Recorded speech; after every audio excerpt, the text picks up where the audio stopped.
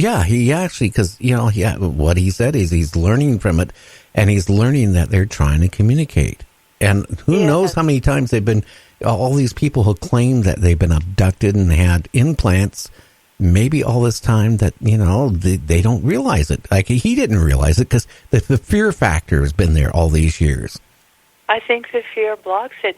A friend of mine, a psychiatrist, runs a group of about 20 people who were abducted.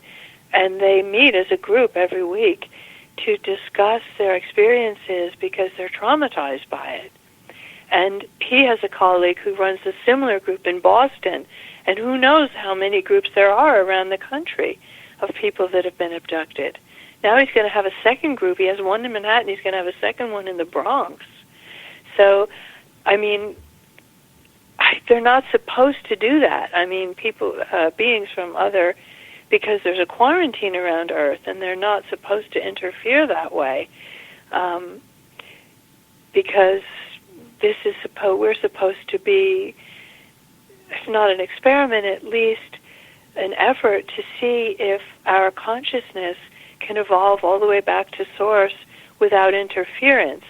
And because there was interference once with a group of Martians, the Council of Nine, for our part of the galaxy, put a quarantine around. So these abductions really shouldn't be happening, but they do happen. In my book, which is a transmission of what I receive, I've never been abducted that I know of, and I don't think I have any devices, but the transmission just comes through my own psyche, and similar to what you're describing, but without a device in my ear, and out my fingers onto the keys. But it's images. I'm given images, and then I transmit the images into the computer. And the story that I'm getting is that there is not going to be, or there isn't any violation when a consciousness, say a fifth or sixth dimensional being, incarnates as a baby and then grows up in a human form, and then must awaken to the reality that they are actually a wanderer from a higher dimension.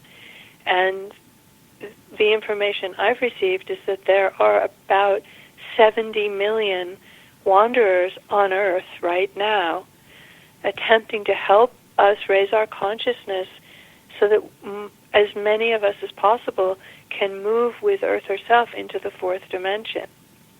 Now, I got to ask you a question. Have you ever had an encounter with a UFO, alien, or have you ever thought that maybe you've been abducted as a child or a young adult or anything? I haven't had an encounter that I know of with an alien or been abducted. But I do know that from a very young age, I had a lot of questions that I didn't know. I once said to my first grade teacher, you know how you're all lined up and you're sitting in your little desks doing whatever, you're coloring or numbers or something, and the teacher was coming up and down the aisles, and I looked up at her and I said, Miss McGinnis, what are we doing here? How do we get here on Earth, and why are we supposed to be here? And she flipped out, and she said, aren't you Christian? What are you asking me this for? And she called my parents, and there was a big meeting. But I remember having these questions and wondering about this really all my life. But I don't think I've actually ever... I had a dream once that I and my then-husband and another couple were abducted. But I think it was actually just a dream, because it wasn't pleasant, but it did feel really like a dream, and there was and it stayed with me for a few days. But I feel like I get the information I get from beings from other dimensions just channeled to me. without being abducted. But, I'm just I could wondering. be wrong. I'm just saying that because I have talked to literally hundreds of people through the years that claim that they've been abducted. Some of them I really believe. Again, you need to go to our website one of these days and check out like Terry Lovelace. Now, he was a assistant attorney general, a U.S. attorney general. He's been a lawyer, all his adult life. But when he was in the military, in the Air Force, in the mid-'70s, him and a friend went camping. They thought they were in a state park, but they drove off a little bit thinking they're going to get more secluded away from people. Then all of a sudden they saw lights, and then all of a sudden they saw a UFO, and then it was hovering above the ground. They saw aliens.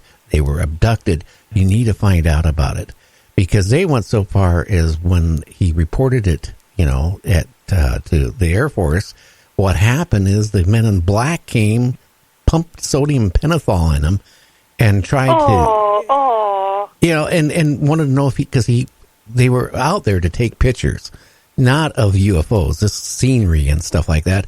They wanted to know if they took pictures of the UFO and aliens and all this stuff.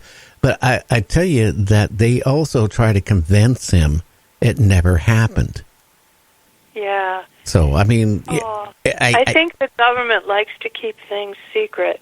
I think that, there's always been talk that Eisenhower met with extraterrestrials and said that he didn't think his people were really ready for them to come. I mean, you must have heard those stories. I've heard that over many, many years, that Eisenhower actually did meet with them. And then, people around Mount Shasta are always seeing UFOs over Mount Shasta. They say many aliens are coming and going inside Mount Shasta, where the ancient Lemurians are. And over here, Mount Adams is a hot spot for UFOs. Mount Rainier was one of the very first major sightings where a pilot saw a UFO by Mount Rainier back in the 40s. And that became, world news. But I tell you, I have my mixed feelings about UFOs and aliens. I do think we're being visited, Susan. I think that there's two groups of them. I think there's a group out there that they're not going to try to better mankind. They're just kind of staying neutral. And then we got another group of aliens or humanoids that's coming down, and they're looking at us as nothing more than cattle because of the cattle mutilations. I've had pictures sent from me from a guy who used to work for the government. One of the spy agencies sent me pictures at one point of human mutilations that were done. And I tell you, after you see, some of these cattle mutilations and human mutilations, then your mind wonders, well, what is going on? That's all. I know, and it's very frightening to people, I'm sure. There's so much we don't know. And I think we have to sort of keep our fear under control. And there are probably benign forces and darker forces. There may have been places in the universe that feel like certain experiments that were done on Earth disturbed some vibrations in their planet, and they're not happy about it. But my feeling is that there are many higher dimensional beings with a positive, higher dimensional beings come in, those on the negative path and those on the positive path. And those on the negative path are just out for themselves, and those on the positive path want to be in service to others. And that's how you can tell which path a person is on. Are they in service to everyone? They want to share information. They want to be helpful. They feel loving toward all beings, and that all beings are one. And then those on the negative path feel like, I've got mine. I don't care about you.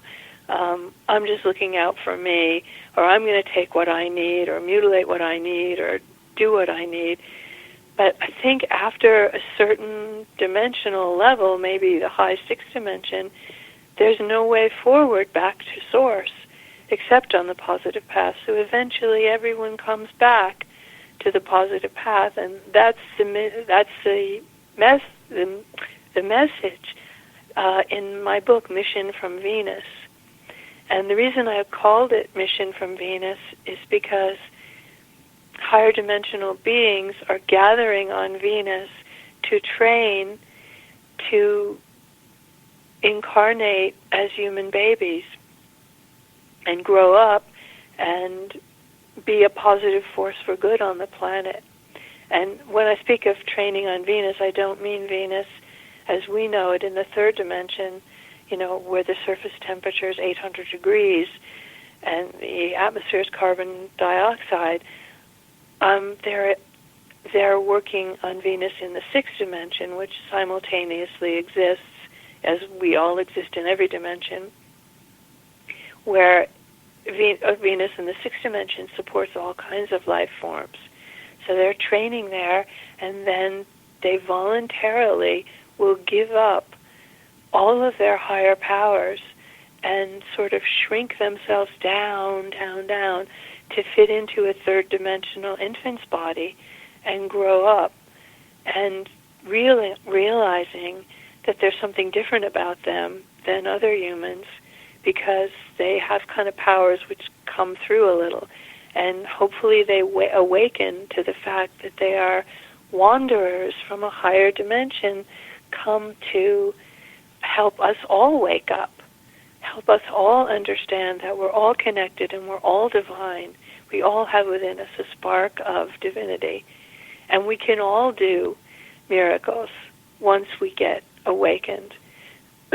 So I haven't been given information about, just a little information about the Dark Lords of Orion who want to control us and enslave us, but they want to control and enslave everyone. And I've been given much more information about the positive higher dimensional beings who are willing to sacrifice their higher powers to incarnate as babies. In fact, those of you who are out there on the evening and the late night radio shows talking about UFOs and talking about extraterrestrials, and you may be wanderers yourself. I think anybody who buys my book, Mission from Venus, may be a wanderer. I mean, there are 70 million wanderers on Earth trying to lighten the vibration, trying to get us aware that we have to do something about global warming, that we can't keep on, using all these fossil fuels. We have to care for our planet and care for our animals and care for ourselves.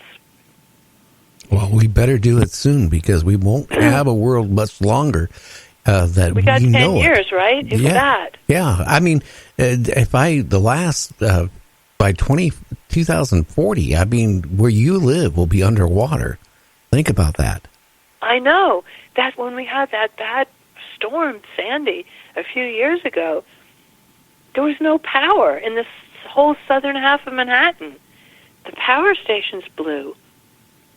I live on the 8th floor, and I have a dog, and there was no heat, there was no water. For a week, there was no heat and no water and no elevators. It was wild. And it was to see Manhattan from 34th Street down to the tip, black. It was just a wild experience. It would be scary. It was like a preview. It was a preview of what was coming. Oh, yeah. For what will come if we don't change our ways. Now I've had the thought, like you said, there's going to be a time to get out of Manhattan. Yeah, well, I would in the next few years. We need to take a break. We'll be back in about 4 minutes, so hang in there. Go get a cup of Java, a cup of tea. I'm drinking tea as we're talking right now. We'll be back with Susan in about 3.5 minutes. You're listening to me, Gary, on Night Dreams Talk Radio After Dark. And again, a big shout out to all the stations that carry our show, and another shout out to all the truckers. We'll be right back.